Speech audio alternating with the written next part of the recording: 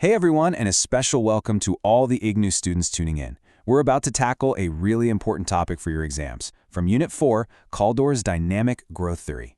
My goal here is to break this down for you, piece by piece, so you can walk into that exam feeling confident. Let's get into it. So let's start with a really fundamental question. How does an economy actually grow? I mean, really. For a long time, economists kind of treated technical progress like it was magic. It just sort of appeared out of thin air. But Nicholas Kaldor came along and asked, what if that's wrong?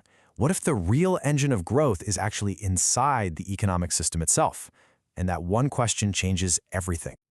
Okay, here's our game plan for this session. First, we're going to nail down Kaldor's main idea. Then, we'll pop the hood and look at the model's three key functions, the real mechanics of it all. After that, we'll see how they create a steady growth path, talk about what happens when you add population growth, and then, super important for your essays, we'll weigh the strengths and weaknesses.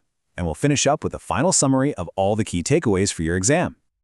Right, let's dive into part one, Kaldor's core idea. The big shift here is moving away from thinking of progress as some kind of external magic and seeing it as an internal engine that we can actually understand. Now, if there is one term you absolutely have to remember from this, it's this one. Endogenous growth. Seriously, highlight it, circle it, put stars next to it. Endogenous just means from within. Kaldor's big argument was that technical progress isn't a random gift. No, it's a direct result of things happening inside the economy, specifically the act of investing in new stuff. And you can really see the difference here. The old way of thinking, exogenous progress, basically said progress just happens, we don't know why, it's just there. But Kaldor's endogenous view says, no, wait, we can explain it. He said progress is directly tied to capital accumulation. The ultimate cause of growth is what he called technical dynamism, which is just a fancy way of saying that when you invest in new machines and new factories, you're also investing in new ideas and better ways of doing things. Progress is baked right into the investment process. So, how does this internal engine actually run? Well, that brings us to the engine room itself, the model's three core functions.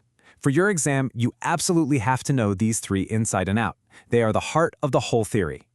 The entire model is built on these three pillars. You've got the saving function, the investment function, and then the star of the show, the technical progress function. Let's take them one by one. First up is the saving function. Now, Kaldor borrowed an idea from Keynes here.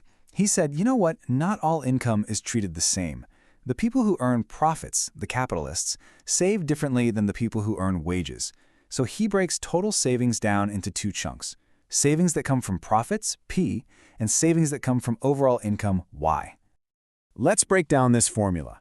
Alpha here represents the percentage of profits that get saved, while beta is the percentage saved from wages. Now here's the crucial part, and you have to mention this in your exam answer. The model assumes that alpha is always bigger than beta. What does that really mean?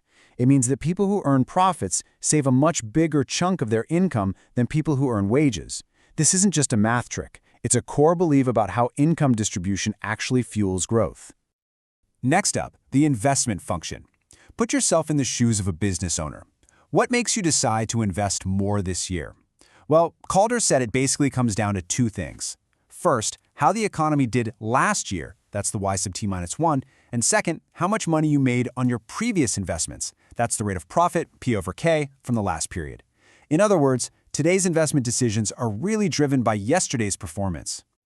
So you see, this is how the model accounts for what we might call business confidence or entrepreneurial expectations. Investment isn't just a random number. Businesses look at how things went last year. If profits were high, they feel confident, they see opportunities, and they're more willing to invest again. It's a behavioral thing, based on real, past results. And now we get to the main event, the technical progress function.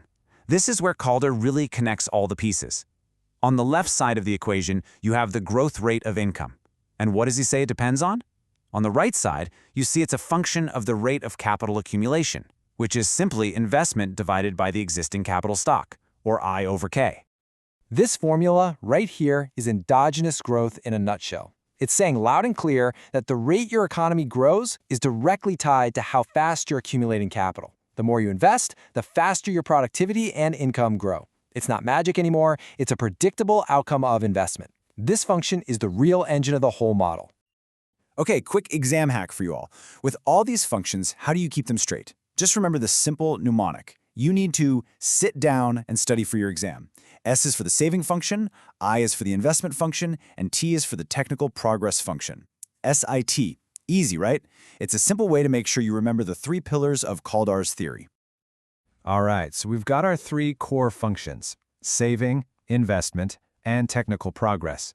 Now we're going to see how they all work together to create a sense of balance in the economy. This brings us to Section 3, the steady growth path. So what do we even mean by steady growth? Think of it as the economy's sweet spot. It's that perfect state of equilibrium where the speed at which income is growing is a perfect match for the speed at which capital is growing. The whole system is moving forward, but it's not chaotic. It's balanced, consistent, and smooth.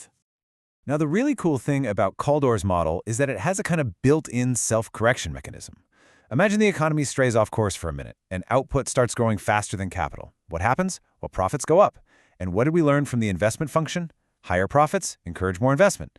That extra investment makes capital grow faster, which pushes the economy right back onto that stable, steady path. It automatically wants to find its equilibrium. So far, we've kind of ignored one big real-world factor: population. But, of course, populations grow. So in Section 4, Kaldor makes his model even more realistic by adding population growth into the mix. Okay, in this next stage, Kaldor introduces a growing population, which he labels with the letter H. The big idea here is that for the economy to stay on that steady path in the long run, the rate of technical progress has to be strong enough to keep up with all the new workers. Now, for those of you who've studied the Harrod model, this is actually Kaldor's brilliant way of solving its famous knife edge problem. He shows how the economy can naturally adjust to make sure the growth we need for investment, the warranted rate, lines up with the growth that's possible with our population and technology, the natural rate. Now, let's get to a section that's incredibly useful for any evaluation-type question you might get on your exam. Section 5, a balanced critical look at the model's strengths and weaknesses. So, let's lay it all out. On the plus side, the model's absolute game-changing strength is making technical change endogenous. It's driven by this internal force of technical dynamism. But it's not perfect. Critics point out that while the model does a great job of describing the path to steady growth, it doesn't really tell us what determines the specific rate of that growth. It's also a bit vague on some of the finer details, like the exact saving ratio or capital output ratio. Okay, we have made it to the final, and for your revision, the single most important section. This is your final summary. If you're going to take a screenshot of anything, this is the one to get. All right, let's hammer these points home for your exam. Number 1, the main idea is that technical progress is endogenous and it is tied directly to capital accumulation. 2, the model's foundation is a mix of the Harrodian dynamic approach and Keynesian analysis. 3, remember our mnemonic, SIT, for saving, investment, and technical progress. 4, the absolute key condition is that the propensity to save from profits is greater than the propensity to save from wages. And 5, the ultimate result is that the economy finds its way to a steady growth path. That, in a nutshell, is Kaldor's massive contribution. And to wrap up, I want to leave you with a question to think about. Kaldor showed how growth could come from within by investing in physical things like factories and machines. But what about today? Where might the next wave of this endogenous growth come from? Is it in artificial intelligence? Green energy technology? Or maybe it's in something less tangible, like investing in people through education. It's something to consider as you see how these powerful ideas still apply to the world we live in today. All the best with your studies and your exams.